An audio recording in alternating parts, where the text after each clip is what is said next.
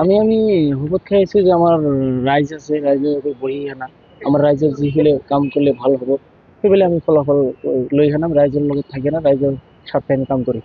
কাবাডী গাঁও পঞ্চায়তৰ পৰা কাবাডী একমখণ্ড পাৰ্ট 1 আমি 103 ভোটত জিতছো। কাৰো দলেৰ সমৰ্থন লোৱা নাই। আমার নাম আব্দুল আজিজ, কাবাডী একমখণ্ড।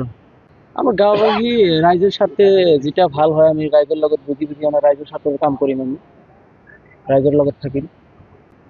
মোক ভোট দিছে, মই ৰাইজে মোক ভোট দি জিকাইছে, সেইকাৰণে আমি ৰাইজৰ লগত থাকবা লাগব। ৰাইজে যি কৰলে ভাল হয় ৰাইজৰ লগত বুঝবা লাগব।